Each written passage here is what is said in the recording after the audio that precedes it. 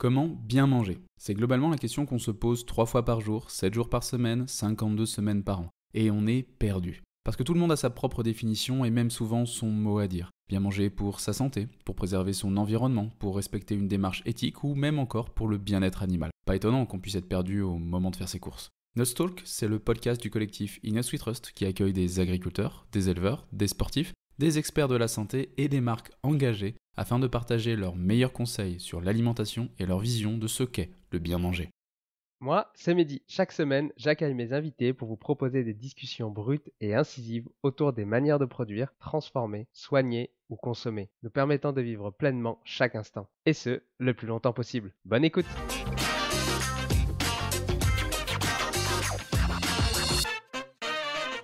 La nutrition reste un parent pauvre dans notre système de santé, souvent négligée alors qu'elle peut transformer nos vies. Dans ce nouvel épisode de Nuts Talk, je reçois Émilie et Julien Vénesson. Ensemble, ils ont lancé Unae, une entreprise qui prône une approche holistique de la santé en combinant nutrition de qualité, éthique écologique et respect du bien-être. Émilie, touchée par la sclérose en plaques et l'endométriose, raconte comment elle a trouvé la force de ne pas se laisser abattre en explorant des solutions de santé naturelle. Julien, journaliste scientifique et passionné d'alimentation, partage son cheminement autodidacte vers la création de formules de compléments alimentaires innovantes et éthiques. Pour eux, la nutrition reste sous-estimée. On apprend à soigner les symptômes avec des médicaments, mais on oublie de parler des causes. En ajustant son alimentation, en réduisant les aliments inflammatoires et en intégrant des compléments de qualité, nous avons moins de fatigue, moins de douleur et plus d'énergie. Il n'y a pas de miracle, juste une rigueur quotidienne et des ajustements constants. Dans cet épisode, découvre comment la nutrition peut véritablement transformer la santé, pourquoi la médecine traditionnelle ne se concentre pas toujours sur la prévention et quels sont les piliers d'une vie en pleine santé. N'oublie pas de t'abonner. Bonne écoute. Amélie et Julien, merci d'être avec nous aujourd'hui pour ce nouvel épisode de Nuts Talk.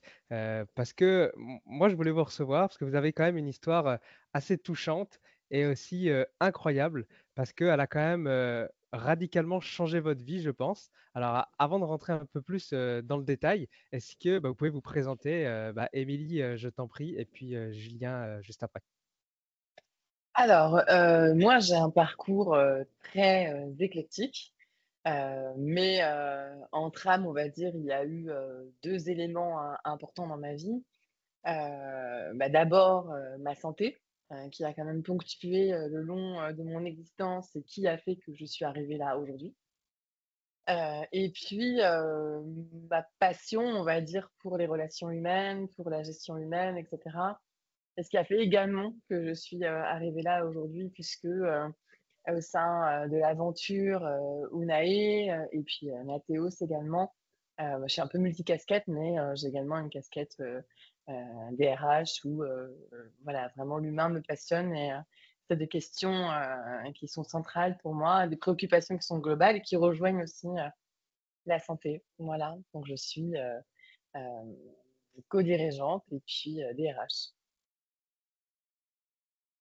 Julien, je t'en prie. Eh bien, moi, je suis donc journaliste scientifique et auteur de livres donc sur la santé.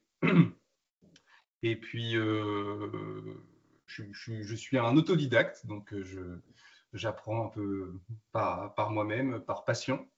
Et puis, j'ai réussi à transformer ma passion en expertise avec le temps, parce que ça fait quand même plus de 20 ans maintenant que je travaille sur les mêmes choses, donc j'ai un petit peu d'expérience, on va dire, un petit peu plus que quand j'étais jeune. Et voilà, donc ma plus-value, c'était de créer des formules, de sélectionner des ingrédients pour faire des produits qui soient vraiment qualitatifs et qui sortent un peu du lot par rapport à ce qu'on pouvait trouver sur le marché, selon nous, en tout cas, en tant qu'utilisateur auparavant. On n'était pas forcément suffisamment satisfait de ce qu'on pouvait trouver. Et puis en plus, il y a toujours cette histoire de confiance qu'il faut faire quand on achète un produit sur Internet, surtout un produit comme, qui concerne l'alimentation ou la supplémentation. Et parfois, faire confiance, c'est pas toujours évident. Beaucoup de marques, en fait, appartiennent à des fonds d'investissement ou à des gens qu'on ne connaît pas vraiment. Et donc, voilà, on peut se poser des questions sur je sais pas, l'éthique réelle et la vision globale de la marque, ce qui était, voilà, c'est une des choses aussi qui ont fait qu'on a fait notre marque. Si tu es perdu et ne sais pas quel produit nutritionnel pour sportif choisir, utilise le ScanNuts. C'est un outil gratuit qui analyse et compare plus de 800 produits. Le ScanNuts analyse les produits sur 4 catégories qui sont la santé, l'environnement, l'éthique et la nutrition. Alors pour apprendre à mieux consommer en étant conscient de la composition de chaque produit et économiser de l'argent en s'orientant vers des produits réellement utiles et sains, rendez-vous sur eatnutswetrust.fr. Le lien est dans les notes de l'épisode. Et pourquoi toi tu t'es lancé dans la nutrition? Donc tu as dit que tu étais journaliste. Est-ce que tu as commencé tout de suite à aller dans la nutrition ou avant c'était autre chose? Et qu'est-ce qui a fait que tu as basculé?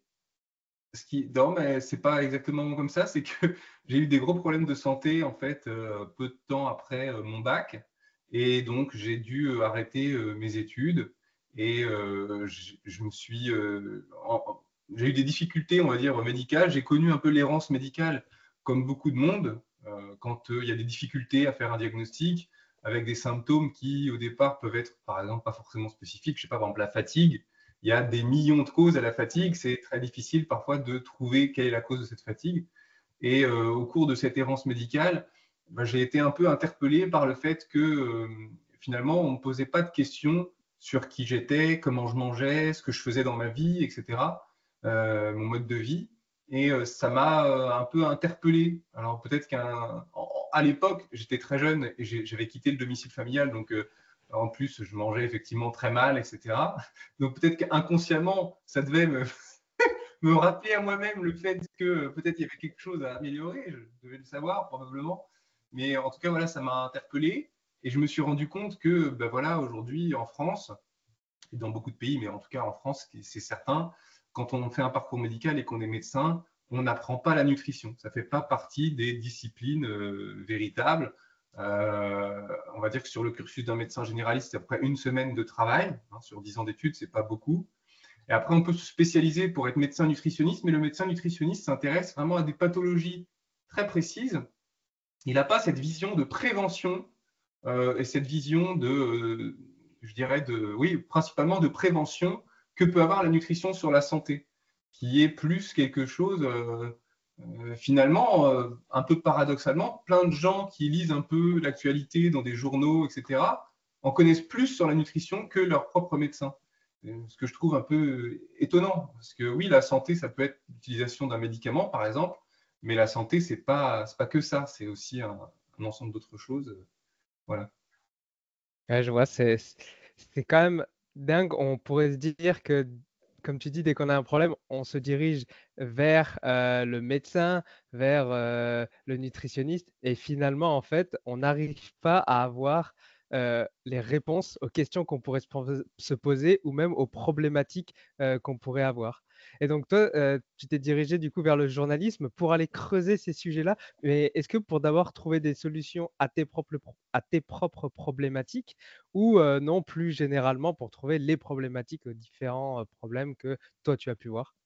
Non, principalement pour mes propres problématiques au départ, mais je me suis rendu compte en fait de l'étendue des possibles de la nutrition et puis du mode de vie en général, qui est beaucoup plus puissant et beaucoup plus vaste que ce que l'on peut initialement penser. Parce qu'effectivement, quelqu'un qui n'a pas de notion du tout sur ces sujets et qui voit à la télévision, bah voilà, pour être en bonne santé, il ne faut pas manger trop gras, pas trop salé, pas trop sucré, il faut faire du sport, il ne faut pas fumer et pas boire. En gros, c'est un petit peu ça le leitmotiv, mais il n'y a pas une compréhension profonde de pourquoi, de comment, de qu'est-ce qui se passe, de quel impact ça peut avoir sur telle et telle maladie, et quelle maladie ça peut prévenir aussi également, et puis aussi tout le reste de l'éventail de la nutrition, parce que la nutrition est beaucoup plus complexe que ça.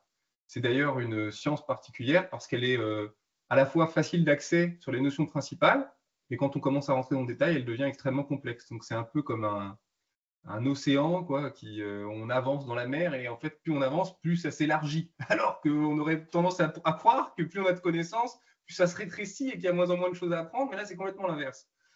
Effectivement, et puis on se rend compte que finalement, il y a tellement de facteurs qui rentrent en compte. On peut pas se dire il faut juste faire comme ça et c'est la bonne solution à faire. Bah non, parce qu'il y a tellement de choses qui viennent paramétrer d'autres choses qui font que dès qu'on modifie quelque chose ou dès qu'on regarde un autre point de vue, et ben, ça change totalement. Et nous, comme on dit chez les nuts, l'alimentation, c'est vraiment de manière holistique qu'il faut la voir, de manière globale, Mm. parce qu'en en fait, il n'y a pas d'autre solution. On ne peut pas dire, bah, il suffit de prendre juste cette chose-là et hop, ça va marcher et ça va aller mieux, quoi.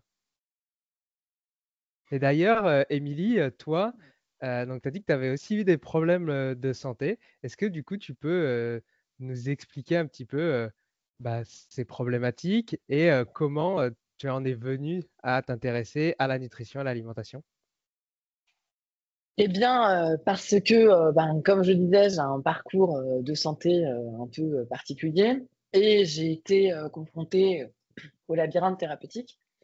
Mais une fois que j'ai posé les mots sur les diagnostics, enfin, qu'il y a eu un diagnostic, que les mots ont été posés, que je savais ce qui se passait, bah, pour autant, ça ne solutionnait pas tout.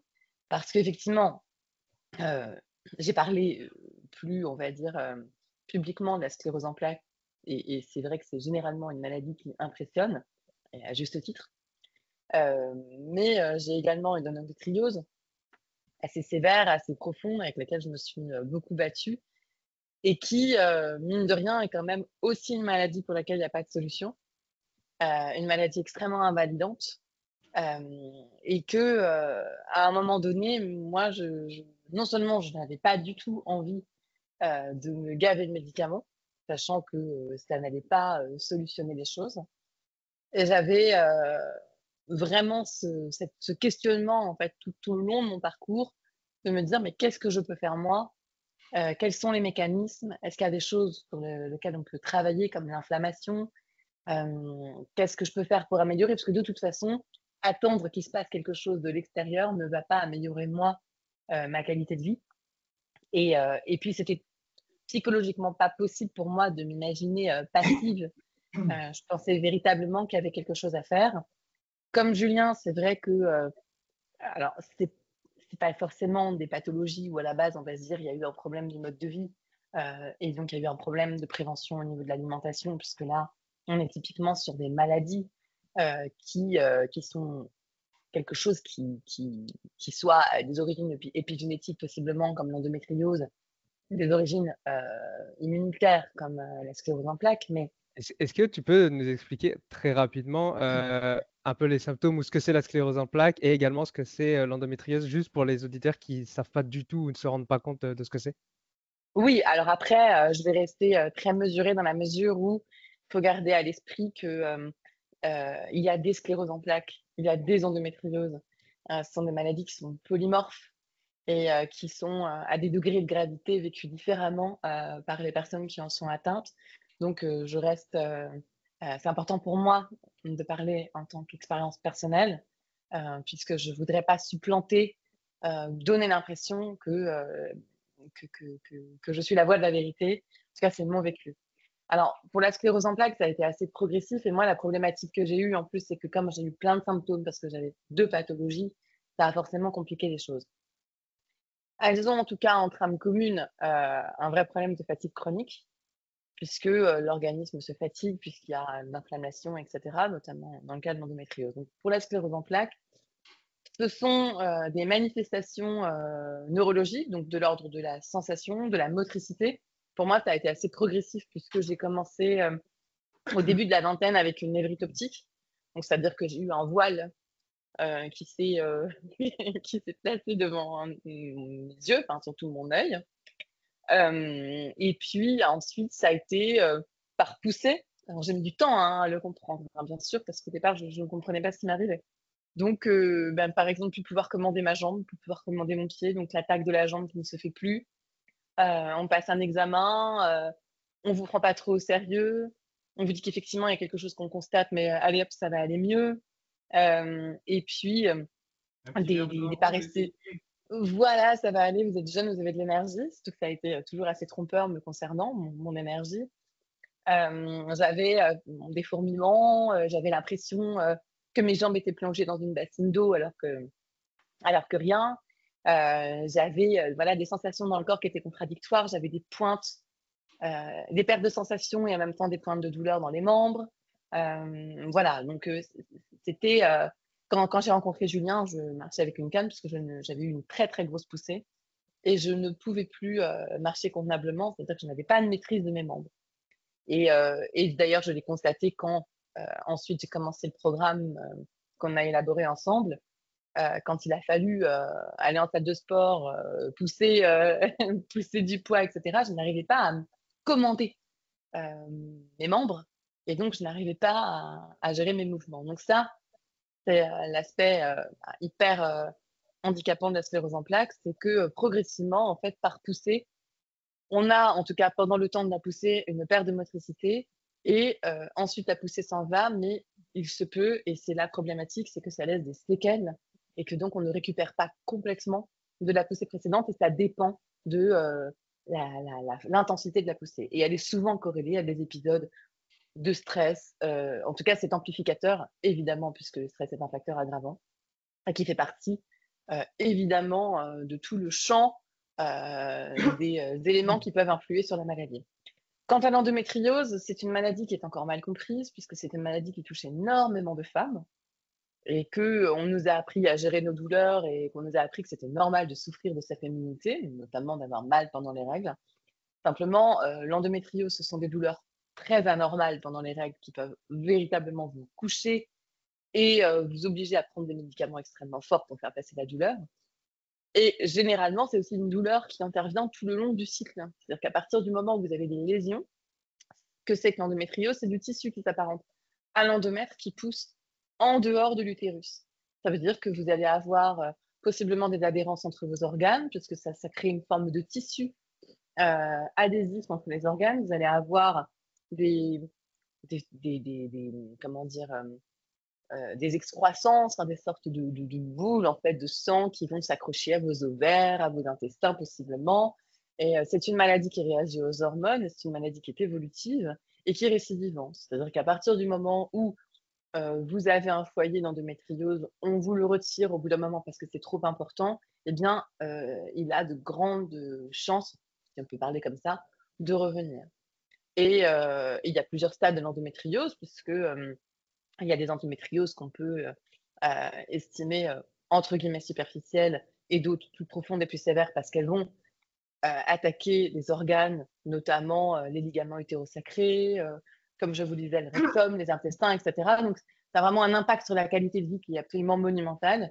Ce qui est assez pernicieux, c'est que la douleur n'est pas toujours corrélée à l'intensité de la maladie. Vous pouvez avoir une endométriose débutante et avoir des douleurs très importantes, et vous pouvez avoir une endométriose plus installée et mettre du temps à le détecter, sachant qu'au niveau de la prévention, c'est complètement inexistant et même encore aujourd'hui. Voilà, c'est très très compliqué.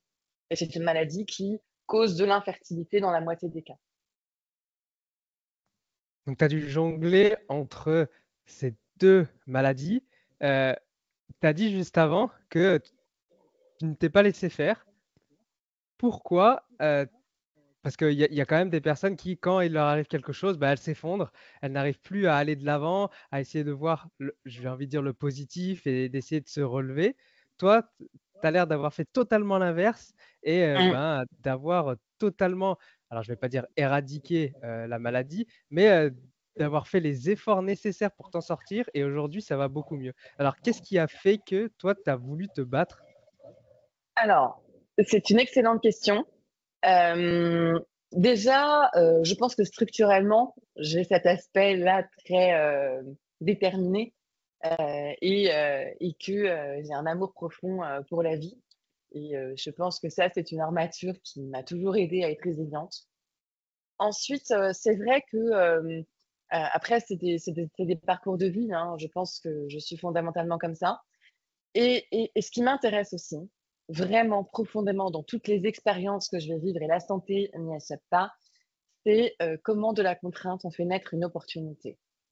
Et ça va paraître peut-être un petit peu contre-intuitif, mais ces problèmes de santé, alors attention, hein, parce que je pense que ça peut faire hurler des personnes, et je vais m'expliquer. Je l'ai vécu comme un cadeau. Pourquoi? Parce que j'étais quelqu'un qui portait beaucoup, je travaillais beaucoup, je m'écoutais pas beaucoup, je donnais toujours plus, j'allais toujours plus loin Et j'étais, moi je suis forte, c'est bon, ça va aller, ça va aller. Et d'avoir ça, au moment quand les pathologies ont pris de plus en plus de place dans ma vie, qu'elles ont été de plus en plus invalidantes, j'ai eu une obligation de tout lâcher et de revoir ma copie intégralement. Et en cela, pour moi, ça a été un cadeau parce que ça m'a permis de quitter Paris, de me rendre compte que j'avais besoin d'un rythme différent, que j'avais besoin de me nourrir de choses différentes, que j'avais besoin d'arrêter un certain mode de vie, que j'avais besoin de mettre pause et de considérer l'ensemble du tableau et que voilà, ces expériences-là, qui sont des expériences difficiles, elles ont été en même temps une façon de rebondir et de replacer des choses, notamment aussi et c'est très mal vu dans ce monde qui s'accélère en permanence, où on doit être performant, on doit aller vite, on doit être fort, on doit ne pas montrer nos fragilités. Et pour moi, c'était aussi faire l'expérience de la lenteur et d'accepter ça, d'accepter que bah oui, mais maintenant je suis fatiguée, oui, maintenant je n'arrive plus autant à me concentrer. Et comment est-ce que moi, je fais en sorte que ça m'apprenne quelque chose de moi et comment je me rends actrice aussi, parce que la problématique aussi dans la médecine générale, enfin, la médecine au sens général, c'est qu'il y a quand même une forme d'infantilisation. Et je l'ai même vu quand j'ai donné naissance à mes enfants. Il y a une vraie infantilisation du patient, comme si d'un coup la fatalité lui tombait dessus et qu'il ne pouvait rien faire. Alors évidemment, il y a des degrés de gravité, qu'il y a des maladies extrêmement fatalistes. Il n'empêche que tant qu'on est debout, tant qu'on est vivant, on est quand même maître de son bateau et qu'il y a encore des tas de choses à faire. Voilà, et c'est une façon pour moi d'envisager les choses qui m'arrivent. Et c'est vrai que quand on va voir le médecin, par exemple, quand on a un petit problème, on va voir le médecin. C'est vrai que je trouve, alors c'est pas pour critiquer les médecins ou pour les accabler, mais ils vont tout de suite vers le médicament plutôt que de dire, bah non, il suffit, par exemple, je sais pas, juste, ça dépend des pathologies, bien sûr, hein, d'aller marcher ou alors de changer ses habitudes. Mais en fait, j'ai l'impression qu'ils se rendent compte que les gens ne cherchent pas à changer leurs habitudes et du coup, ils sont tellement sursollicités que ben, ils n'arrivent pas à promulguer un peu, c'est comme que ce que tu viens de dire, prendre un peu plus le temps, essayer de faire juste une chose, essayer d'aller là. Et non, on va plutôt dans la facilité de prendre le médicament parce que ben, voilà, ça va soulager tout de suite, immédiatement, alors que installer des bonnes habitudes, eh ben, ça prend du temps et les gens n'ont pas le temps, comme tu l'as dit juste avant. Oui, puis comme le disait Julien, on n'est pas dans la culture de la prévention. Parce que le rapport qu'on a à notre corps est décorrélé de ce qu'on lui apporte et de comment on le traite. C'est vraiment une question culturelle parce que Ouais. les médecins, en réalité, ne parlent pas tous, évidemment, mais au sortir de leur cursus, ne connaissent pas l'impact des changements de mode de vie sur les maladies qu'ils soignent. Mm. Donc, par conséquent, ils ne vont pas effectivement conseiller de faire tel programme sportif ou de changer ça dans son alimentation, puisqu'ils ne savent pas que ça peut être efficace, ils ne savent pas à quel point ça peut être efficace. Eux, ce qu'on leur a enseigné, effectivement, c'est le traitement principalement par le médicament. On leur donne généralement, je ne sais pas, pour le diabète, il y a des conseils, mais c'est du même niveau que ce qu'on disait au début de l'émission. Savoir, voilà, la personne est en surpoids, bah, il faut lui dire de perdre du poids. C'est bien gentil de dire à quelqu'un de perdre du poids, mais ça ne fait rien. C'est très compliqué. Il y a surtout pour beaucoup de monde, il y a des choses à savoir, il y a des règles à suivre. Quand on n'a pas d'éducation hygiéno-diététique, c'est pas simple.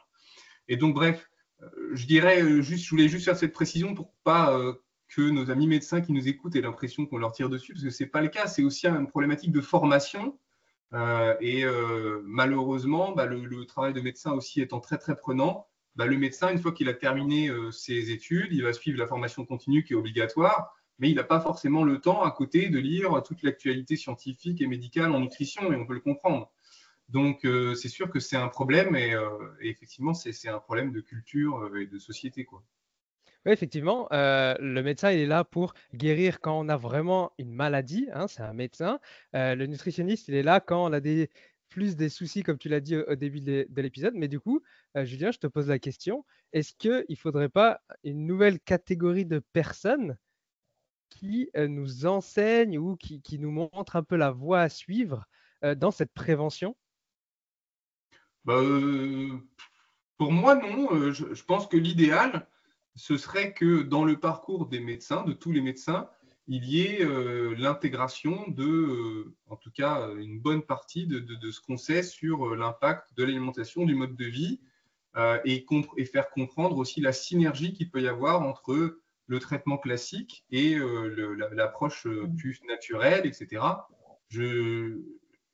Aujourd'hui, la situation dans laquelle on se retrouve, où il y a des gens qui font de la médecine classique et des gens qui font de la médecine complémentaire, elle est venue par obligation et elle crée aussi un clivage au niveau sociétal qui fait que, par exemple, tu vas avoir plus de chances d'avoir des mouvements de pensée qui vont dire, voilà, les médecins, ils sont à la solde des laboratoires pharmaceutiques, ils sont pas gentils, ils veulent pas notre bien, ils veulent nous vendre des médicaments. Je fais des clichés, bien sûr, hein. Et à l'opposé, la personne qui est naturopathe, elle est gentille, elle propose des choses naturelles, qui sont respectueuses, etc. Et pourquoi pas, c'est pas un souci, ça marche de faire comme ça, mais en même temps, ça crée aussi, sur le plan intellectuel, une scission qui, je pense, n'est pas bénéfique au final pour la population et peut-être même, dans certains cas, effectivement, amène aussi à une forme de complotisme qui parfois s'avère être vrai. Mais parfois non, et donc c'est ça qui est un peu dommage. Je pense que l'holisme, c'est-à-dire la pratique holistique, c'est justement le tout. Et le tout, ça n'est pas la scission.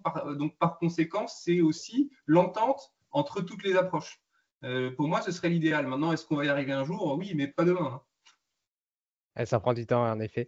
Et du coup, Émilie, qu'est-ce que tu as pu mettre en place? Qu'est-ce que tu as mis en place pour atténuer tous ces symptômes que tu as? Tu as parlé que tu allais à la salle de sport. Est-ce qu'il y a d'autres choses du coup que tu as fait pour améliorer tout ça?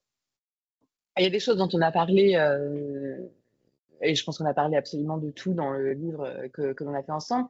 Et il y a des choses vraiment qui paraissent être extrêmement simples alors qu'elles sont cruciales. Alors, par exemple, le sel. Moi, c'est quelque chose que j'ai complètement arrêté. Vraiment, je ne sale rien. Alors, on sait que dans le cas de la sclérose en plaques, ça a une vraie incidence. Que ce soit aussi le sommeil, le stress.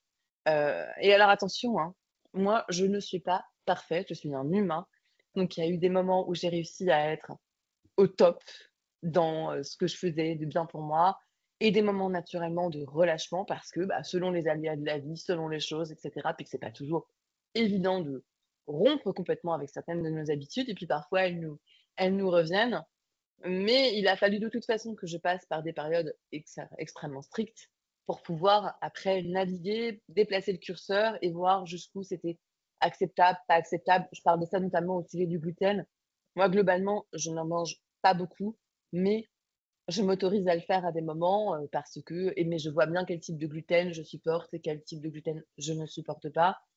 Euh, donc pour moi, ça a été vraiment le sommeil. J'étais quelqu'un qui ne dormait pas assez aussi. Donc le sommeil, le stress. Euh, Après, ce qui est compliqué, c'est qu'il y a des choses sur lesquelles on n'a pas la main. Par exemple, les variations hormonales, c'est quelque chose qui nous échappe et c'est quelque chose qui a une incidence sur une maladie comme, aussi bien que l'endométriose que la sclérose en plaques.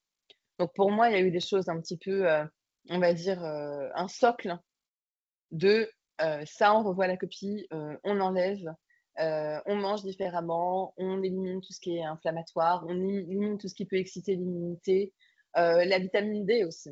Il faut savoir que, pareil, dans le cas et de l'endométriose et de la sclérose en plaques, il y a un vrai déficit en vitamine D, puisque le corps se mobilise énormément, en consomme énormément.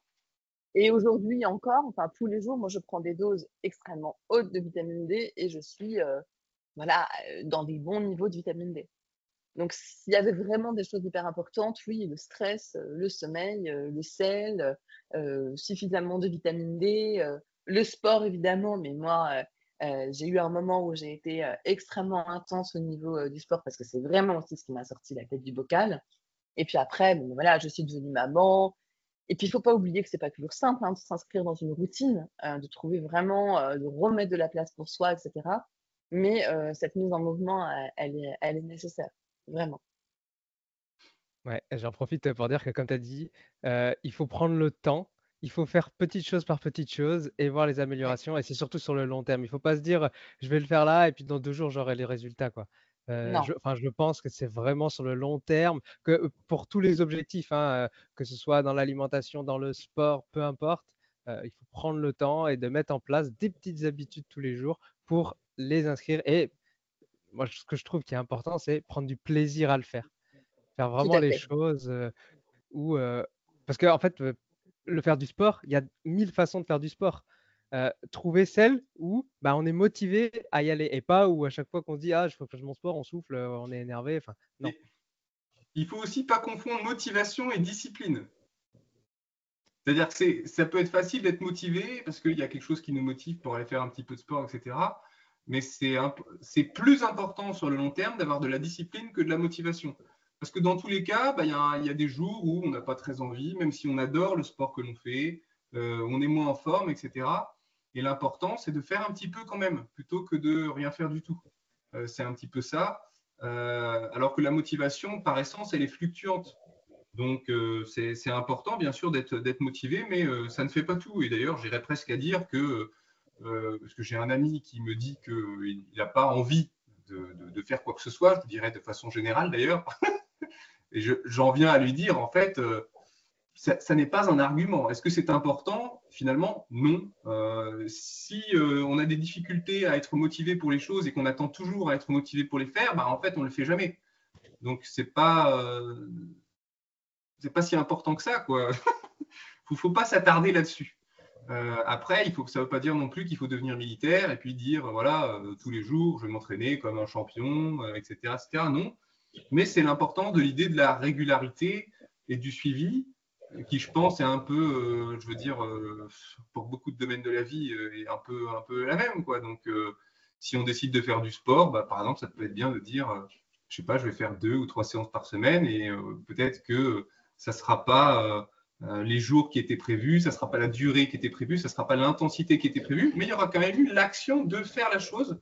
Et ça, c'est très important, ne serait-ce que psychologiquement. Ouais, je suis d'accord. Mais quand tu parles de motivation, moi, je vois même parce que dire je vais faire du sport, je trouve que c'est pas une source de motivation. Je pense que derrière, il faut qu'il y ait un objectif, tu vois. C'est pourquoi je veux faire du sport. Est-ce que c'est juste pour la santé? Est-ce que ok, c'est parce que je veux maigrir ou est-ce que c'est parce que je veux être plus fort ou tout ça? Et je pense que c'est ça qui donne la motivation. Et après, bien sûr qu'il y a des jours où on n'a pas du tout envie, mais vu qu'on veut atteindre cet objectif-là, eh ben, comme tu as dit, on va se mettre cette discipline de le faire et d'y aller. Et finalement, on prendra le plaisir de faire parce qu'on a cet objectif en bout de chaîne. Tu as parlé que tu mangeais mal quand tu étais plus jeune. Aujourd'hui, tu as beaucoup plus de connaissances. Et j'ai une question que je pose dans notre talk, c'est quoi bien manger? Pour toi, ta définition du bien manger, c'est quoi? C'est compliqué, ça. La définition du bien manger, pour moi, c'est trouver un équilibre juste entre le plaisir de manger et l'impact de ce que l'on mange sur notre santé. Plutôt que de. Je pense que ce n'est pas une bonne façon de définir une bonne alimentation par un élément technique. Tu vois, parce que je pense qu'on aurait tendance à dire, bon, bah voilà, je pense qu'une bonne alimentation, c'est de manger des poissons, ça, je dirais que c'est une autre étape, en fait.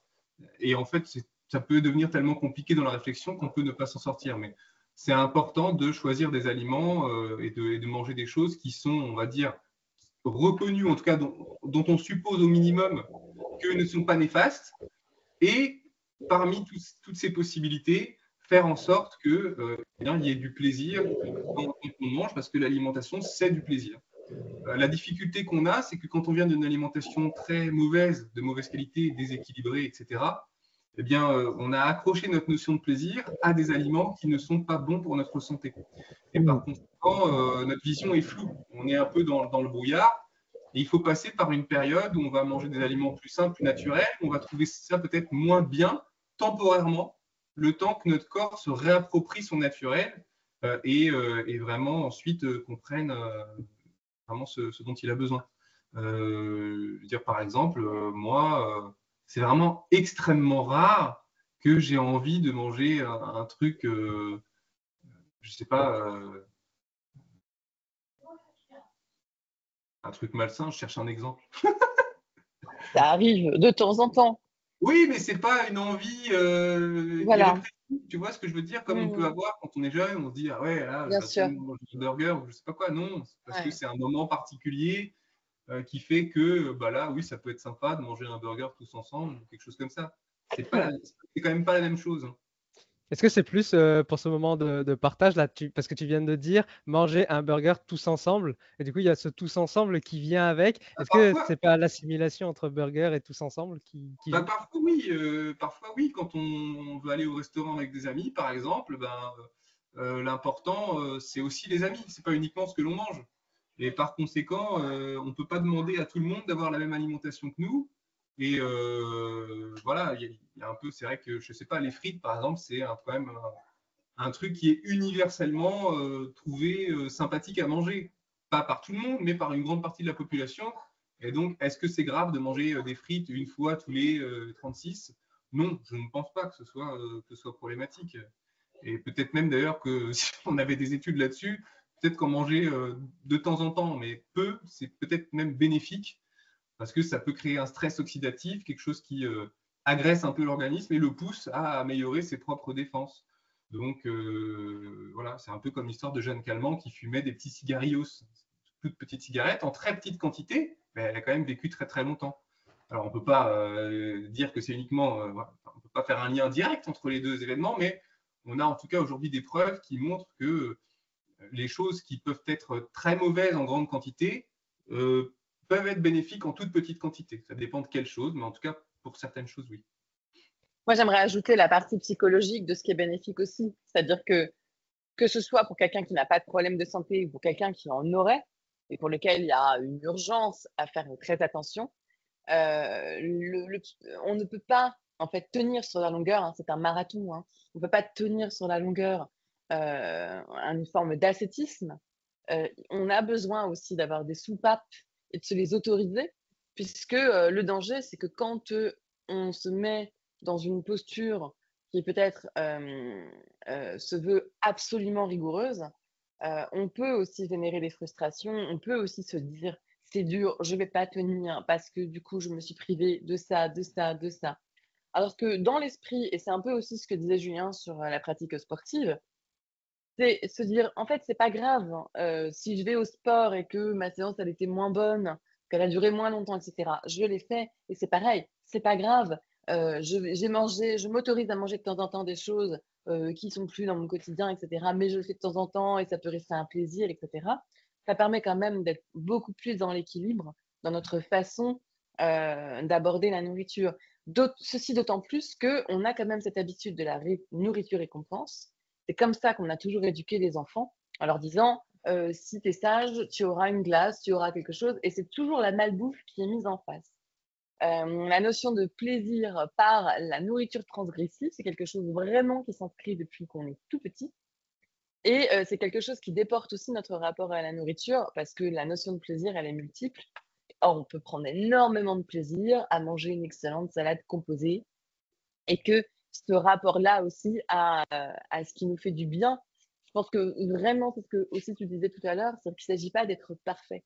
Il s'agit aussi de s'autoriser ces petites soupapes de décompression qui nous permettent de tenir une pratique sur la longueur, de bien se connaître, de prendre du plaisir de différentes façons et qu'il y a plus de chances de réussite quand on aborde les choses de cette façon-là. Ouais, je suis d'accord avec toi. Je vais apporter un petit peu pas de nuance, mais moi je vais dire ça dépend de l'objectif. Je partirais du principe de c'est pas parce que on en a envie qu'on doit le faire. Tu vois, par exemple, si on a vraiment un objectif, je vais prendre le sport parce que c'est un peu là-dedans où on parle beaucoup d'alimentation. Si on a un objectif très précis en sport, une compétition et quelque chose, il va falloir peser en fait, il faut toujours peser le pour et le contre. Vraiment, le fait de faire, on va dire un mauvais repas, hein, on va dire ça globalement, avec qui n'est pas équilibré, on va dire trop gras ou trop sucré, etc. Eh ben, il va forcément avoir des impacts sur l'entraînement, sur la prochaine séance, etc. Donc, est-ce que j'accepte parce que, comme tu as dit, psychologiquement, ça va me faire du bien et je vais être peut-être plus enclin à aller m'entraîner et plus forcé, mais il faut savoir que sur l'inflammation du corps, ça va forcément jouer et la séance d'après, on sera peut-être moins performant, tout ça. Donc voilà, c'est pas parce qu'on en a envie qu'il faut le faire et inversement. Donc voilà, il faut toujours peser le pour et le contre, je dirais. Absolument. Euh, du coup, vu qu'on est sur le volet nutrition, est-ce que pour vous, la nutrition, c'est pas devenu aujourd'hui un peu le parent pauvre de la médecine moderne et que on s'en fout un peu de ce qu'on mange parce que comme on l'a dit, le médecin va nous donner des médicaments si on va pas bien. C'est ce que disait Julien tout à l'heure, hein, c'est que il y a cette problématique de nutrition dans le parcours d'apprentissage des médecins, et que de fait, et dès le départ, c'est un parent pauvre, puisqu'on l'intègre pas à la santé globale. Alors après, ce sont des choses qui changent de plus en plus, puisque de plus en plus, on parle quand même de nutrition, de plus en plus, euh, on s'éclaire à ce niveau-là, mais en tout cas, à mon sens, c'est quelque chose qui n'est pas abordé dans un parcours médical classique. Toi, Julien, vu que avec ton parcours de journaliste, est-ce que tu as pu observer des changements sur la manière dont les gens perçoivent la nutrition et la santé ces dernières années? Euh, Est-ce que vraiment ces dernières années, il y a eu un changement? Je ne sais pas trop. Je pense qu'il y a toujours eu des gens qui sont plus intéressés et alertes sur ces sujets. Mais en vérité, je pense que très souvent, c'est malheureusement à la suite de difficultés de santé ou de choses comme ça, plus que par... Il y a quand même très peu de gens, je pense, qui sont en pleine forme, qui n'ont pas des soucis de performance ou de quoi que ce soit, qui s'intéressent de façon profonde et fondamentale à l'alimentation et au mode de vie aujourd'hui, parce que simplement, ils n'en comprennent pas forcément l'intérêt potentiel, ce qui revient aux problématiques sociétales dont on a parlé. Donc voilà, après, c'est sûr que par rapport à il y a 50 ans, aujourd'hui, c'est des sujets qui sont beaucoup plus importants, mais on a encore du chemin à faire. Hein. Et est-ce que au niveau de l'éducation, euh, ce serait important de, par exemple, mettre des programmes scolaires dans les écoles pour apprendre dès le plus jeune âge les principes de la nutrition, de l'alimentation? Ça me semble évident, en fait. Je veux dire, je ne sais pas, par exemple, notre fils le grand, on lui a toujours expliqué qu'est-ce qu'il y avait comme macronutriments dans les aliments qu'il mange, pour qu'il comprenne qu'est-ce que ça fait principalement dans son corps de manger telle ou telle catégorie d'aliments. Donc, les protéines, voilà, c'est dans les œufs, les poissons, la viande, etc. Et c'est bon pour tes muscles, pour faire grossir tes muscles, tes os, et ce genre de choses.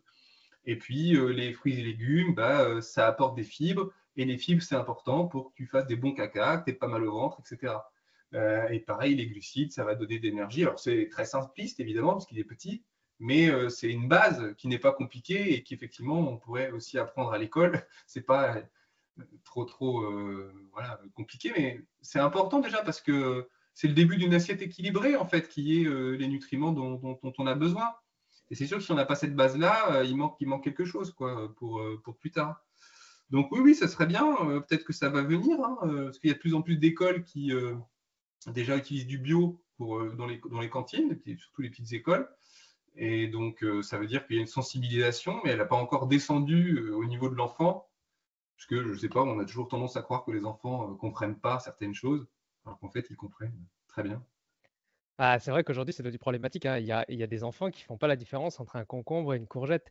J'ai enregistré la semaine dernière avec Florence Duprat, C'est une la science. directrice de Open Agri-Food, qui, elle, se bat pour mettre des programmes alimentaires scolaires, enfin, à l'école. Ils ont déjà fait des tests l'an dernier.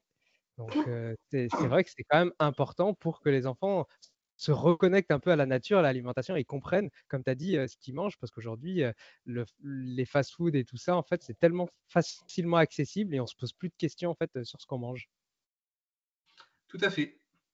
On ne se pose pas non plus la question aussi de, en fait, on a commencé avec des problématiques de santé, on en a parlé précédemment, etc. Mais au-delà de ça, c'est vraiment de se connecter à son corps, de comment il fonctionne Et que quand on parle de nos enfants, justement, voilà, que font les aliments, quelle incidence ils ont sur ton corps, c'est aussi lui permettre de se connecter à son corps dès son plus jeune âge, de pouvoir comprendre comment tout ça fonctionne, quelles sont ses sensations, qu'est-ce qui lui fait du bien, et aussi de pouvoir constater par lui-même qu'est-ce qui ne lui fait pas du bien. C'est-à-dire que tu ne manges pas assez de légumes ou tu as mangé des choses qui n'allaient pas, eh ben, tu vas en avoir un effet direct sur ta digestion, sur ton confort, sur ta fatigue, etc., etc. Et cetera. Et donc, c'est aussi ce champ sensible de j'habite un corps, et parce qu'aussi on a eu une décorrélation du corps et de l'esprit et qu'on a complètement oublié que nos corps étaient des machines formidables et que être à l'écoute de son corps, c'est vraiment la base pour bien se connaître. Si on peut commencer dès qu'on est tout petit, et c'est vrai, on a souvent l'impression, tendance à penser que les enfants ne le comprennent pas, mais les enfants comprennent tout très très très bien à condition qu'on leur explique. Ouais, j'ai envie de prendre un peu l'image du permis de conduire. On apprend d'abord les techniques, les vitesses, les pédales, le volant, il faut machin. Et au final, une fois qu'on a tout compris, et ben en fait, on ne s'en occupe même plus. On fait attention à la route et voilà. Et c'est des automatismes. Et j'ai Mmh. envie de dire, avec l'alimentation, c'est un peu pareil. Il faut d'abord apprendre les bases. C'est quoi, comme tu as dit, Julien, les protéines, les lipides, pourquoi, etc. Machin. Et une fois qu'on a tout ça, et ben, on peut aller dans le plaisir, dans le partage, etc. Parce qu'en fait, on a Mmh. compris quoi faire, comment ça marchait et quoi faire pour être en bonne santé finalement. Tout à fait. On en vient à Unae que vous avez fondée. Alors, est-ce que, Émilie, vas-y, est-ce que tu peux nous expliquer pourquoi vous avez créé Unae? Déjà, c'est quoi Unae? Alors, pourquoi et c'est quoi? Donc au début de mon parcours, de santé, enfin surtout quand ça a commencé à s'intensifier, que j'ai eu des diagnostics et cetera, comme je te le disais tout à l'heure, je me suis demandé ce que je pouvais faire. Donc je commençais à m'intéresser aux choses et cetera, au niveau de la nutrition et puis, dans ce contexte-là, j'ai rencontré Julien, qui m'a d'ailleurs beaucoup, aidée et j'ai commencé à prendre des compléments alimentaires de façon, quotidienne. En tâtonnant aussi, en cherchant des choses qui pourraient fonctionner, qu'est-ce qui fonctionnait bien, qu'est-ce qui ne fonctionnait pas trop, qu'est-ce que je tolérais, qu'est-ce que je ne tolérais pas. Et donc le complément alimentaire est devenu quand même un soutien dans mon quotidien extrêmement important puisque je comprenais bien que mon corps avait besoin, de ce soutien pour, fonctionner, mieux, pour, mieux faire face à tout ce qui m'arrivait. Et dans tout ce cheminement, forcément, il y a eu l'observation de ce qui existait, de comment étaient faites les formules. Je me retrouvais à prendre plein, plein de produits qui n'étaient pas toujours pensés pour fonctionner ensemble. Les quantités, d'ingrédients, au sein de la formule n'étaient pas toujours ceux qui, scientifiquement, fonctionnent.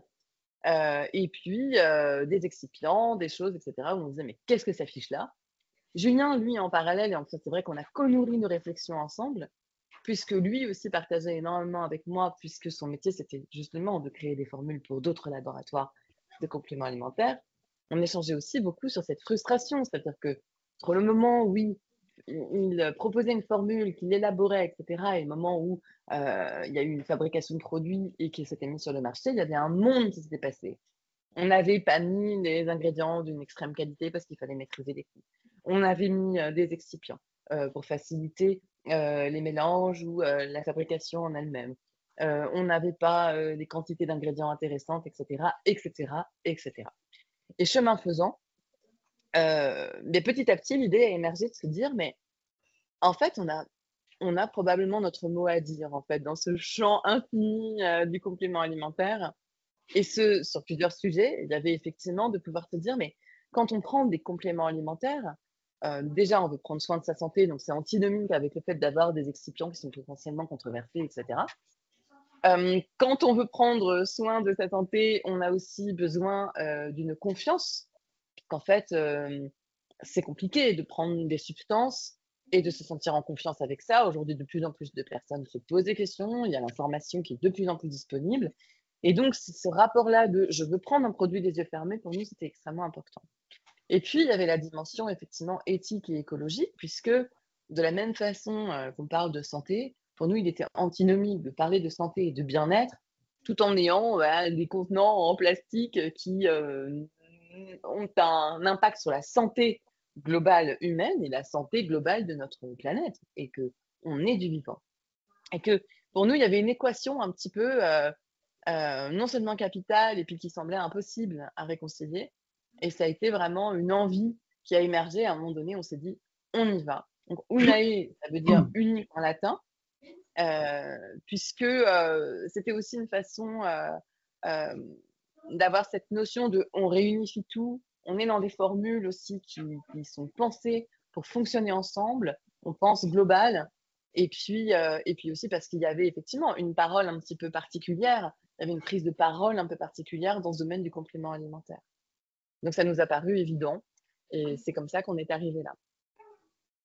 Julien, Tu veux compléter peut-être? Ouais. Non, pas spécialement. J'allais préciser parce que maintenant tout le monde, beaucoup de marques qui vendent des compléments alimentaires maintenant sont écologiques. Parfois, c'est pas franchement le cas, selon moi en tout cas. On a été un peu les premiers en fait à créer une marque dans laquelle la valeur éthique et écologique était principale, en tout cas était centrée là-dessus. Et je pense que c'est ce qui a fait aussi nous connaître, en plus de l'efficacité des produits, et qui fait aujourd'hui qu'on est un petit peu connu, on va dire. Eh ben, on va creuser un petit peu le sujet.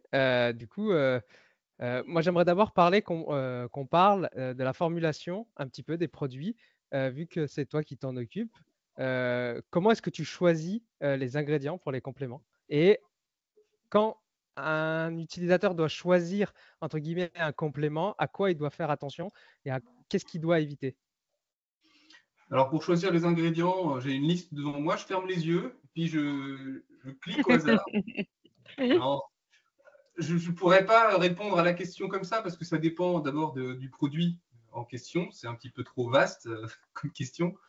Le deuxième point, c'est que je n'ai pas envie d'expliquer exactement quel cheminement intellectuel m'amène à faire des formules, puisque c'est un petit peu notre propriété intellectuelle, ce qui nous différencie, puisque si on regarde nos produits, généralement, on est un peu aussi les premiers à faire certaines choses qui sont souvent copiées d'ailleurs, ce qui est positif, hein.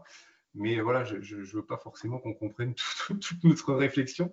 Mais en tout cas, ce qui est certain, c'est que du fait de mon travail de journaliste scientifique, j'ai toujours beaucoup lu en fait, les études scientifiques en nutrition, etc.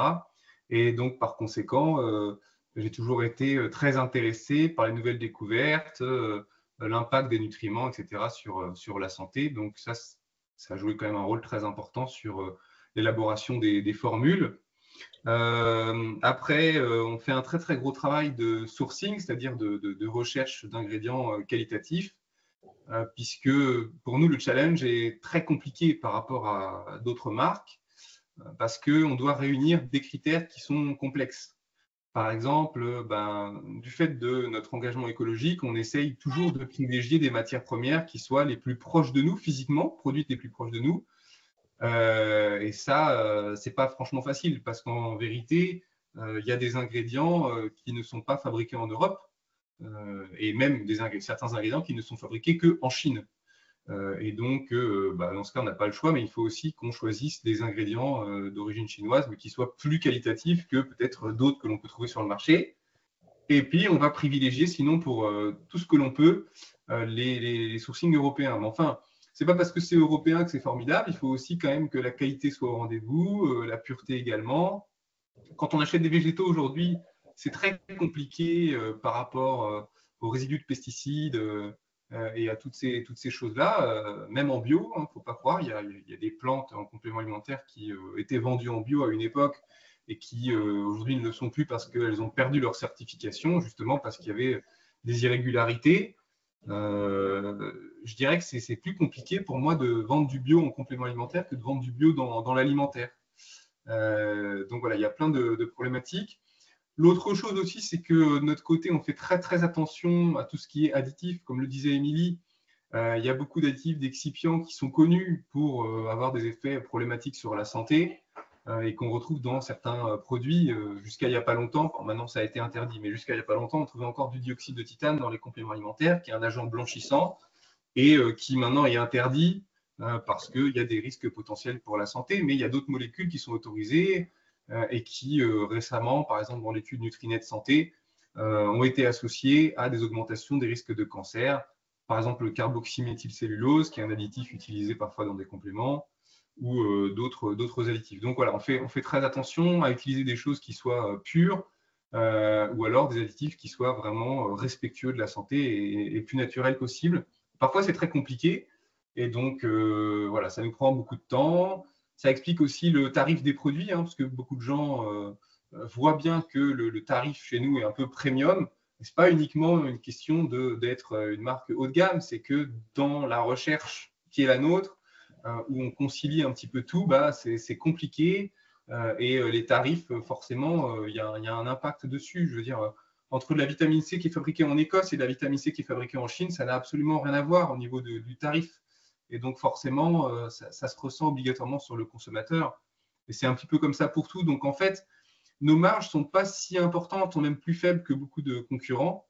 Mais les prix sont plus élevés parfois parce que voilà, il y a les ingrédients, même les emballages sont beaucoup plus chers que du et puis aussi, Juste, je te coupe vite fait. Ce qui intéresse, je pense, un peu les auditeurs, c'est que là, du coup, tu as dit vitamine C qui est fabriquée en Chine ou qui est fabriquée ailleurs, c'est pas le même tarif. La question, je pense, qu'on peut se poser, c'est au niveau qualitatif, au niveau santé, biodisponibilité pour le corps, est-ce que ça change également ou est-ce que finalement c'est à peu près pareil et le prix n'en vaut pas forcément le coup? c'est à peu près pareil en termes d'effets sur la santé entre la vitamine C chinoise et la vitamine C écossaise. Alors, celle qui est écossaise, elle a une qualité pharmaceutique, donc elle est un peu plus pure que celle qui est d'origine chinoise. Mais en termes d'effets purs sur la santé, ça ne va pas faire une différence énorme. Par contre, en termes d'impact écologique, ça va faire une grosse différence. En termes d'impact humain aussi, ça va faire une grosse différence parce qu'évidemment, le salaire des personnes qui fabriquent la vitamine C en Écosse n'est pas le même que celle qui fabrique la vitamine C en Chine. C'est tout un ensemble de réflexions globales. C'est un peu une problématique de société aussi, parce qu'aujourd'hui, en fait, si on avait le choix, on est tous OK pour dire bah oui, moi je préfère que ce soit plus local que loin. Mais par contre, si on vous dit bah OK, c'est plus local, mais par contre le tarif il est, je sais pas, 50% plus élevé. Bon bah là on dit ouais, je vais peut-être quand même rester sur le chinois quoi. Donc c'est pas simple. C'est pour ça que voilà, ça demande une vraie réflexion. On a aussi des négociations tarifaires avec certains groupements pour justement réussir à rester compétitif, mais c'est pas forcément simple. Et tu as Après, raison de l'expliquer parce que l'exemple que tu as choisi là, je trouve qu'il est extrêmement important parce qu'il faut se rendre compte qu'en fait, de l'impact, comme tu as dit que ça a. Et moi, je dirais même que si on achète, même si ça a le même effet sur la santé quand on le prend tout de suite, l'impact sur le long terme, il est tellement plus important. Par exemple, si on prend fabrication en Chine où les gens sont moins payés, au niveau de l'écologie, peut-être ils ne respectent pas. Je vais prendre en exemple l'agriculture, au niveau de la préservation des sols et tout ça. Si on ne fait pas attention à ça, notre santé, elle va forcément être impactée à un moment donné en fait, parce que ce qui va pousser dedans ne sera plus de qualité et donc on va manger quelque chose qui finalement n'est pas bon. Et en fait, c'est ce point de vue-là, de manière holistique, comme on le disait au début, qui est important. Donc moi je dirais que ça a quand même un fort impact, mais il est plus sur le long terme que immédiat. tout à fait. Oui, mais c'est une façon, de toute façon, de penser la santé au global et notre façon de nous positionner en tant qu'humains sur cette planète, et d'avoir des réflexions aujourd'hui qui sont plus long terme. Se demander ce qu'on veut véritablement et ce qu'on veut promouvoir aussi. Tout à Et du fait. coup, au niveau de la traçabilité, comment est-ce que vous avez mis en place des choses pour que les personnes voient cette traçabilité, cette transparence?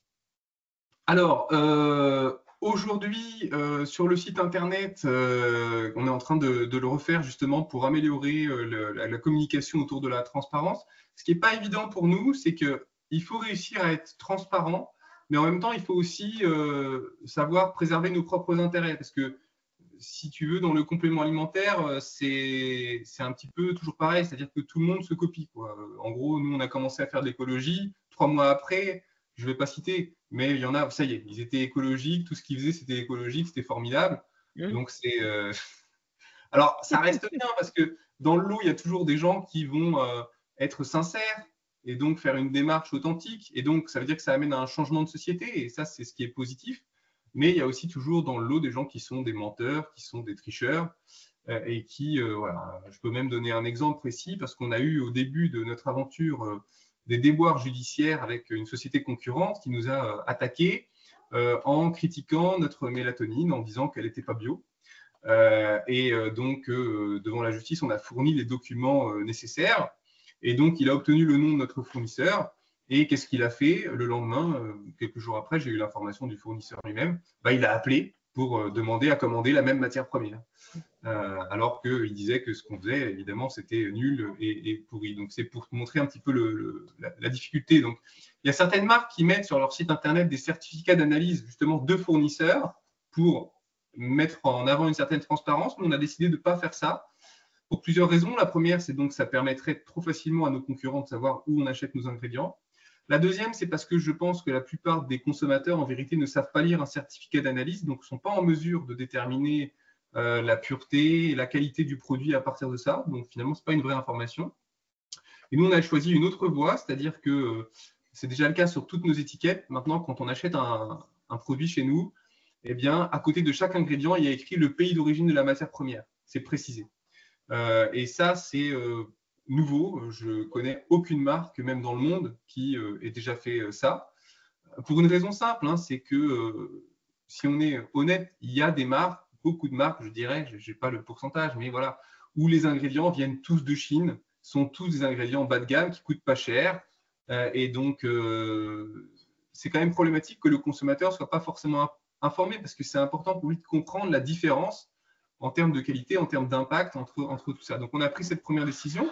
Et la deuxième décision qu'on a prise, qui va être sur le site internet qui va sortir prochainement, là, c'est une communication. Je ne vais pas le dire tout de suite parce que, comme le site n'est pas en ligne, je n'ai pas envie qu'on soit copié tout de suite. Parce qu'on sera ce podcast devrait sortir d'ici un mois à peu près. Alors, suivant. Voilà, on va attendre un petit peu parce que le site ne sera pas en ligne. Mais en tout cas, on va faire une communication précise autour de certaines choses de nos produits, pareil, qui n'a jamais été faite auparavant et qui permettra vraiment de comprendre encore plus la qualité et la transparence qui est la nôtre. Parce que c'est bien de dire qu'on est transparent, même si on est honnête et qu'on l'est, mais ce n'est pas suffisant. Il faut essayer aussi de le prouver par des actes. Et voilà. Après, je précise aussi en termes de qualité que, évidemment, on fait des analyses sur nos produits régulières. Et puis, on a la chance, ou pas, selon certains, d'être le seul laboratoire de compléments alimentaires dans la Nièvre. Et donc, la DGAL, ancienne DGCCRF, vient nous voir de temps en temps pour prendre de nos nouvelles, prendre des produits, faire des analyses et vérifier que tout est conforme. Donc, on fait partie des laboratoires, je pense, assez surveillés, ce qui ne nous dérange pas, mais c'est important de le savoir, c'est que ce n'est pas la même chose qu'une société de compléments alimentaires qui délocalise, en fait. Il y a pas mal de marques aujourd'hui dont les produits en fait, sont fabriqués à l'étranger, par exemple, ou sont stockés à l'étranger. Et là, la DGCCRF ne peut rien faire du tout pour aller vérifier quoi que ce soit française. Donc, on achète un peu les yeux fermés en espérant que dans leur pays d'origine, les contrôles soient faits aussi correctement. Ça, on ne peut pas savoir.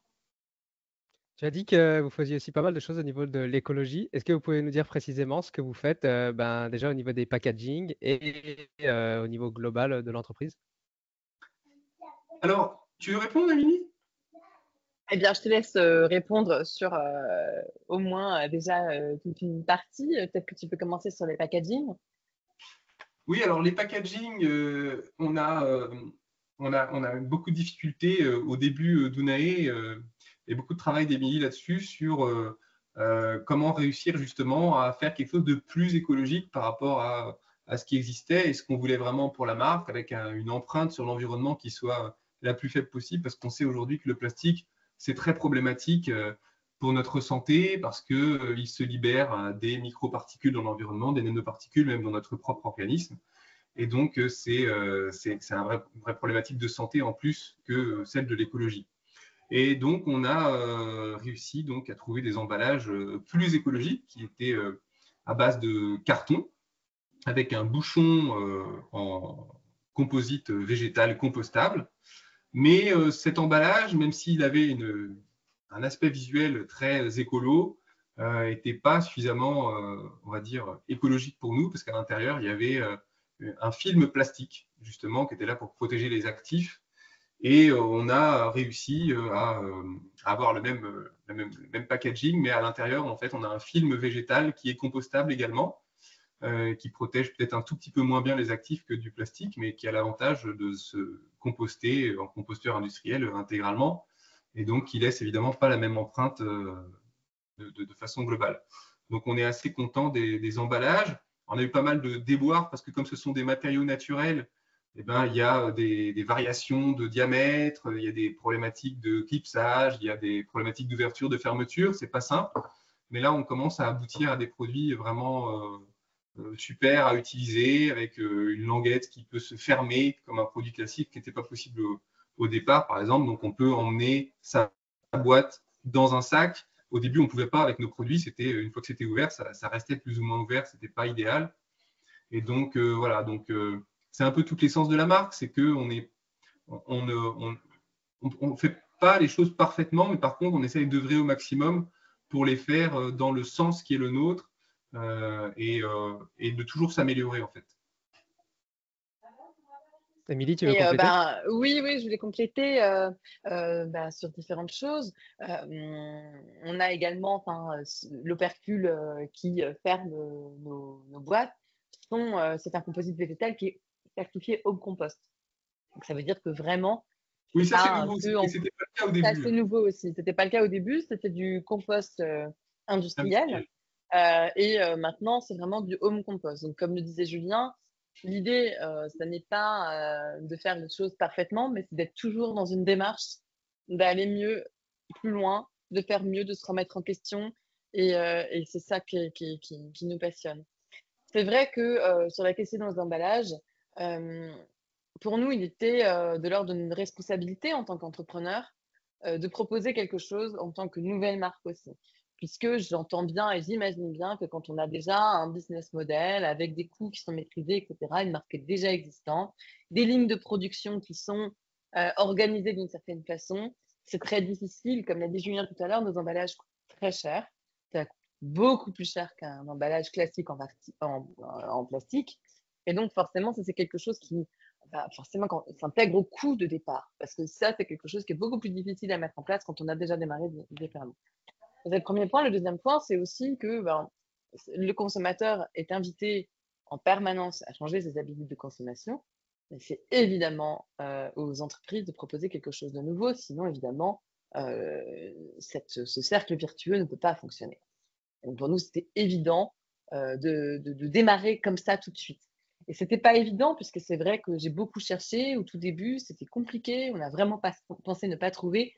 Je sais que je me suis fait quelques nuits blanches parce que ça me paraissait impensable qu'on se dise bon allez c'est pas grave, on va démarrer peut-être avec du bioplastique, etc. Puis on trouvera quelque chose plus tard. Je pouvais pas envisager ça, et c'était quelque chose qui me tenait extrêmement à cœur. Et puis tu parlais de l'humain. Et c'est vrai que pour nous, c'est vraiment une démarche qui est globale, qu'elle soit en termes de bien-être physique, de bien-être psychologique, de la santé. Donc c'est vrai que nous, dans nos locaux, on n'a jamais utilisé de peinture avec des solvants chimiques, du mobilier de bureau fait avec des cols qui dégagent, pareil, des solvants pendant toute leur durée de vie. Donc des peintures à base de craie, d'argile, que en général du bois massif, et d'être vraiment dans cette approche-là de tout ce qu'on va toucher et l'environnement dans lequel on va être ne va pas du tout avoir d'incidence sur notre santé. Ça, c'est dans la continuité de ce qu'on fait, mais parce que c'est comme ça qu'on voit les choses.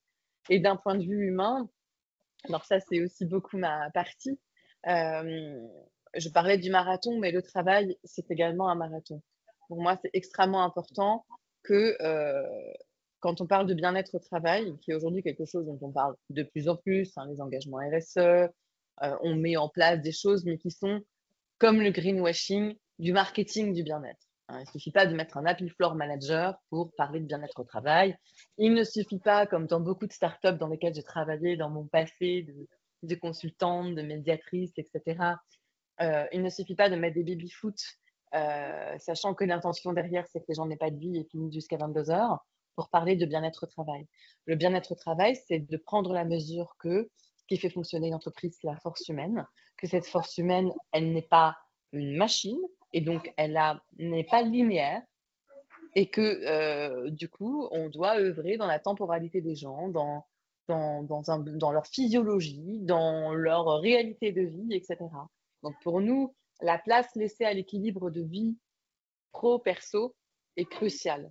Parce que je ne crois pas au fait qu'on va se tuer à la tâche comme un fou pour finir avec un burn-out au bout de 2 ans, avec cette espèce d'absolutisme de faut tout donner à son travail. C'est pas vrai, faut pas tout donner à son travail, faut tout donner à sa vie, faut trouver son équilibre. Et c'est vraiment comme ça que pour nous, c'est comme ça qu'on entrevoit le travail, en fait, tout simplement. Donc, on n'est pas parfait. Et c'est vrai qu'on se nourrit de différentes choses qui existent, etc. On voit ce qui est possible de faire, pas faire. Mais globalement, on est dans cette armature-là, dans cet alignement que l'écologie, c'est quelque chose qui s'entrevoit de façon holistique. Ouais, c'est vraiment une super mission. Le temps file, j'ai quand même encore quelques questions. Une question importante, c'est est-ce qu'on doit, parce qu'à un moment donné, Émilie, tu as parlé de soutien dans l'alimentation par rapport aux compléments alimentaires. Et du coup, la question, c'est est-ce qu'on doit obligatoirement consommer des compléments alimentaires aujourd'hui et quelle typologie de personnes devraient en prendre ou ne devraient pas en prendre? Alors, je ne vais pas avoir une réponse aussi riche que celle de Julien, mais on va dire que c'est intéressant que je donne mon point de vue et Julien va donner ensuite des explications très précises par rapport à ça. Il y a plusieurs éléments. Déjà, on parle par exemple de la vitamine D. La vitamine D, c'est la première chose qu'on donne à un bébé et c'est quelque chose qu'on devrait tous prendre globalement puisque sous nos latitudes, on va pas synthétiser de vitamine D puisque notre exposition au soleil est très très limitée et dans les périodes hivernales, de toute façon, le rayonnement solaire n'est pas suffisant, même si on s'exposait tout le temps, pour en avoir. Souvent, et on parlait effectivement de problèmes d'éducation autour de ça. C'est vrai que la vitamine D, c'est vraiment la base de la chose qu'on devrait tous prendre. On n'est pas simplement dans un soutien, on est vraiment dans une notion de santé, dans ce cas-là, de plus basique, de plus fondamental. Donc, il y a plusieurs manières quand on parle de compléments alimentaires. Il y a ce qui va véritablement venir en lien avec notre santé et on ne peut pas s'en passer. Et puis après, il y a le complément alimentaire qui va venir éventuellement soutenir une alimentation un petit peu pauvre. Je pense notamment même aux enfants dans des moments de sélectivité alimentaire parce qu'ils vont manger plus des pâtes, ils n'auront plus envie de rien du tout et que souvent ça se transforme en un stress monumental pour les parents et que les enfants, du coup, en plus, dont l'immunité est très, très mise à l'épreuve en collectivité, ont forcément ce besoin de pouvoir être supplémentés et que ça peut véritablement être crucial à certains moments de leur vie. Il y a aussi un appauvrissement nutritionnel global. Hein. C'est vrai que beaucoup d'études aujourd'hui ont fait des comparaisons entre certains aliments, fruits et légumes qui étaient cultivés avant et comment par l'appauvrissement des sols aujourd'hui, eh bien, on a des aliments qui sont moins riches, moins nutritifs et que ce soutien-là, du coup, devient presque obligatoire aujourd'hui. Et puis après, il y a des recherches un petit peu plus poussées où dans l'alimentation, on ne trouvera pas certains éléments et de toute façon, par exemple pour la quercétine qui se trouve dans l'oignon, à moins de manger des kilos d'oignons tous les jours, ce que peu de personnes font, je pense, ici-bas, eh bien, il n'y a pas d'autre possibilité que la supplémentation. Voilà pour ma partie, mais Julien va compléter ça de façon plus précise. Non, je pense que tu as très bien résumé la chose, c'est que le complément alimentaire aujourd'hui, il est là pour corriger les défauts du mode de vie moderne, que ce soit au niveau mode de vie ou au niveau alimentaire. Donc, il y a certains compléments alimentaires qu'on peut considérer comme absolument indispensables. La vitamine D, parce que par rapport au paléolithique, on travaille à l'intérieur, on a des vêtements, on n'est pas dehors toute la journée, donc on synthétise beaucoup moins de vitamine D qu'avant. Et par ailleurs, il ne faut pas oublier que dans l'histoire de l'humanité, on a mis un certain temps avant de migrer de plus en plus vers le nord. Par conséquent, on a eu de moins en moins d'apport en vitamine D en allant plus au nord. Et dans les pays très nordiques, il y a toujours eu cette culture de consommer des foies de poissons ou des foies d'animaux qui sont très riches naturellement en vitamine A et en vitamine D. Et ils ont compris bien avant nous l'importance de cette vitamine en France aussi, la vitamine D est très importante et l'alimentation n'en apporte pas assez par rapport au soleil. Donc, sans complément alimentaire, c'est très difficile de ne pas avoir de carence. Donc ça, c'est un fait, hein, ce n'est pas une question de qualité de l'alimentation ou pas. Après, il y a des choses qui sont plus, on va dire, globales. On va dire que globalement, la qualité alimentaire est moins bonne qu'il y a un siècle parce que les sols sont plus pauvres, les aliments sont moins riches en vitamines, en minéraux, et puis aussi on peut manger moins bien. Et par conséquent, les déficits dans la population sont assez importants pour pas mal de vitamines et de minéraux. En tout cas, c'est ce que relèvent les études de la population française qui sont faites par le gouvernement et puis les instituts de recherche comme l'INSERM, etc. Donc, c'est important de faire attention à ça. Et puis, il y a aussi d'autres changements alimentaires qui sont liés à l'évolution de la société, comme la consommation de viande, de poissons maigres, donc de viande musculaire, et l'arrêt de la consommation de tout ce qui est abats, cartilage, etc.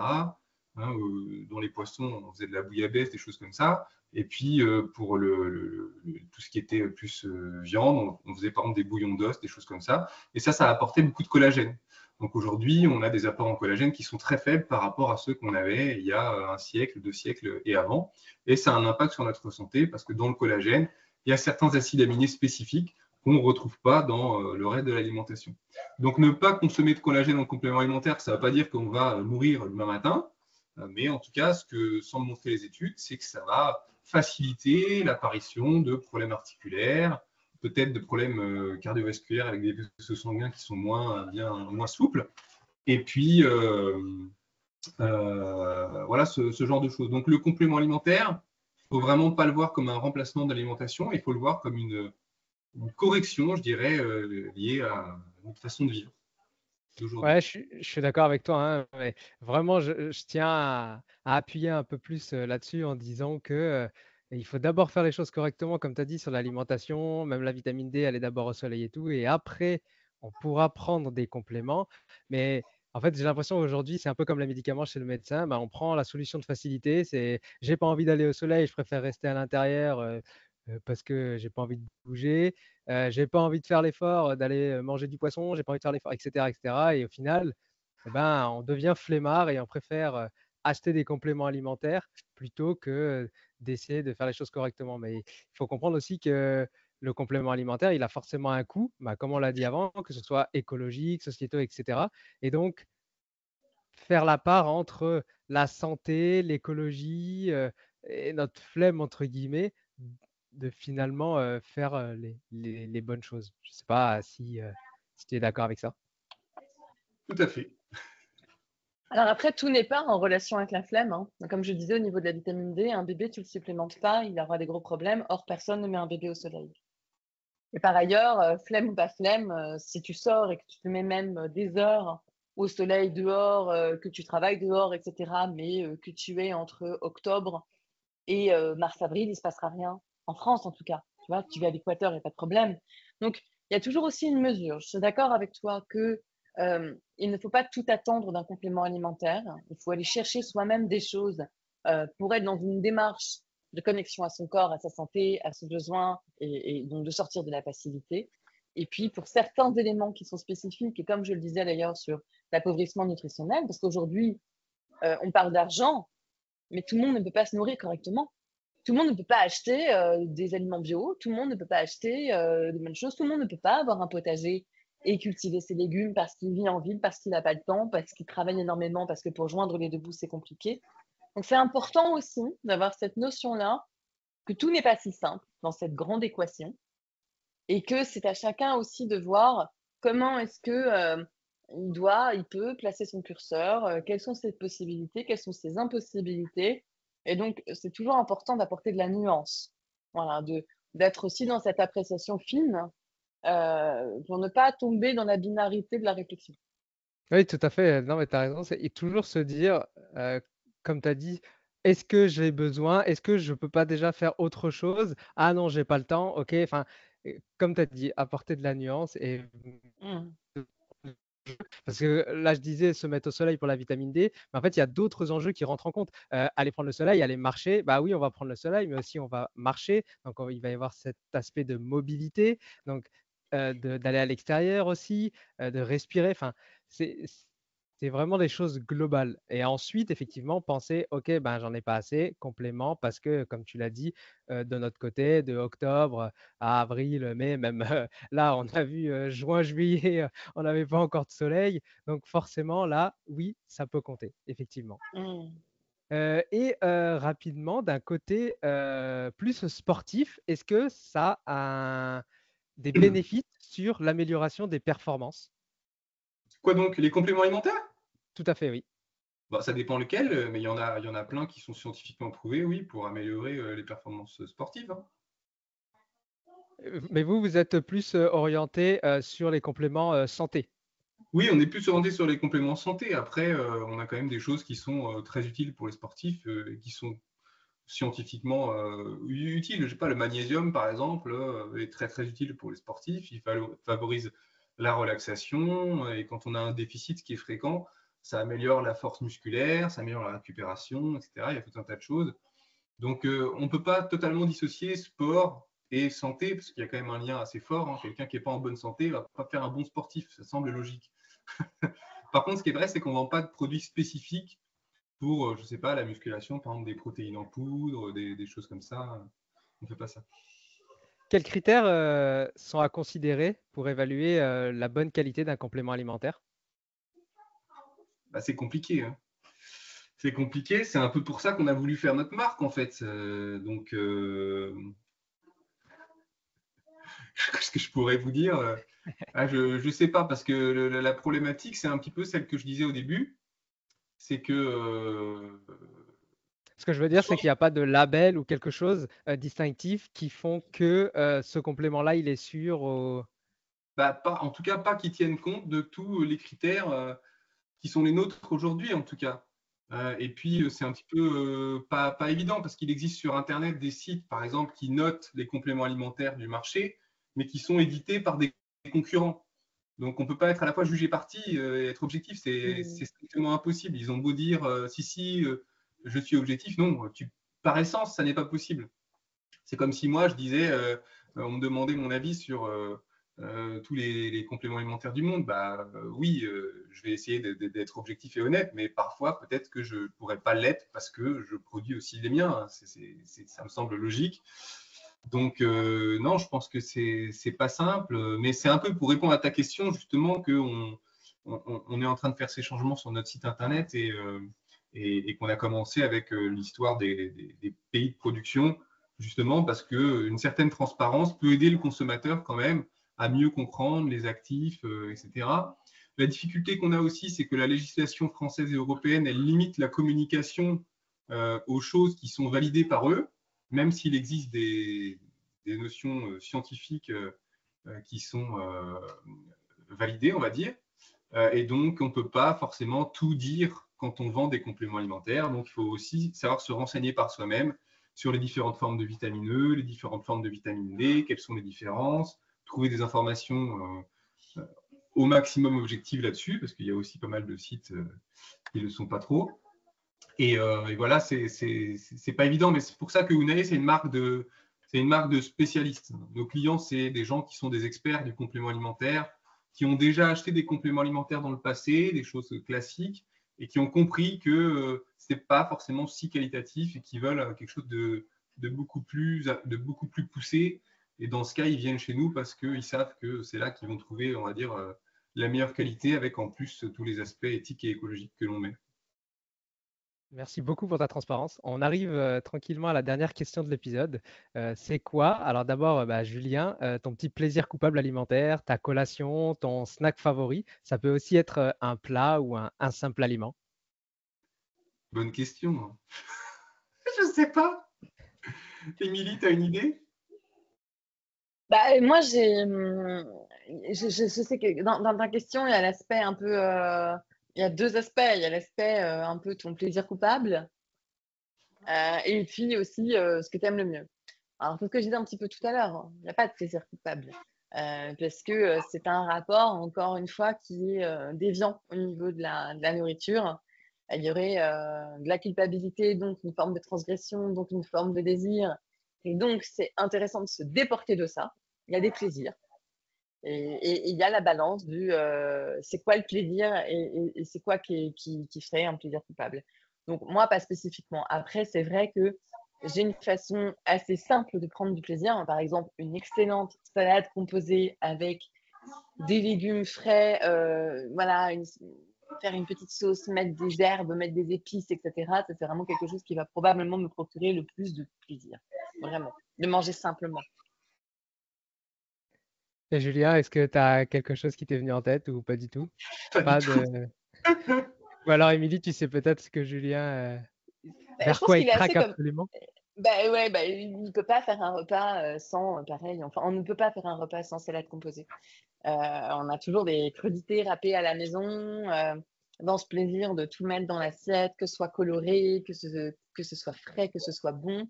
Et c'est vrai que nous, on a cette façon de manger dans ce qu'il y a de plus brut, ce qu'il y a de plus simple. On aime cuisiner, hein, bien sûr, mais c'est vrai que dans cette injonction à la cuisine, il y a une espèce d'injonction à l'élaboration, au temps qu'on devrait y passer. Et du coup, on a l'impression que qui dit manger quelque chose à la maison qu'il faut préparer, c'est fatigant, c'est long, c'est chiant, etc. Et donc, on veut aller vers des choses qui sont plus faciles. Or, en fait, faire réchauffer un plat préparé ou faire cuire un œuf au plat, globalement, l'œuf au plat, ça met moins de temps. Et puis que, oui, cette notion de manger de bonnes choses simples sans forcément aller vers de la préparation super élaborée, parce que cuisiner, ça peut être un vrai moment de partage, de plaisir, ça peut être quelque chose qu'on aime faire, ça peut être quelque chose qu'on peut faire à des moments. Je pense qu'au quotidien, de ramener l'alimentation dans son aspect brut, son aspect plaisir, comme le disait plutôt Julien aussi, c'est retrouver les saveurs auxquelles on n'est pas habitué. Hein. Quand tu enlèves le sel du jour au lendemain de ton alimentation, évidemment, ça te fait bizarre. Mais il faut avoir confiance en notre corps s'adapte admirablement bien. Et donc, on redécouvre des saveurs, on redécouvre tous ces plaisirs-là. Et en fait, dans la simplicité absolue, on a un plaisir absolu. Ben, merci beaucoup pour ces explications. Si on veut un petit peu plus de Julien ou d'Émilie ou même de Unae, où est-ce qu'on peut vous retrouver? Instagram? Ouais, moi je suis pas trop. Un petit peu à dose homéopathique, mais surtout nos réseaux sociaux, effectivement, que ce soit Unae ou Nateos, qui est notre marque de compléments alimentaires pour enfants. Et donc on nous retrouve sur Instagram ou sur nos sites internet. Je mettrai tous les liens dans les notes de l'épisode pour les personnes qui sont intéressées, que ce soit sur Unae, Nataos ou le compte Instagram. Moi, je vous remercie beaucoup pour votre temps et pour toutes vos explications. C'était un super épisode et j'espère que nos auditeurs auront appris beaucoup de choses. Et puis, je vous souhaite une bonne journée, un bel été, parce que là, il commence à faire chaud, donc j'espère que vous allez pouvoir en profiter. Merci Yes. de ton accueil. Merci beaucoup. Au À revoir. bientôt. Au revoir, à bientôt.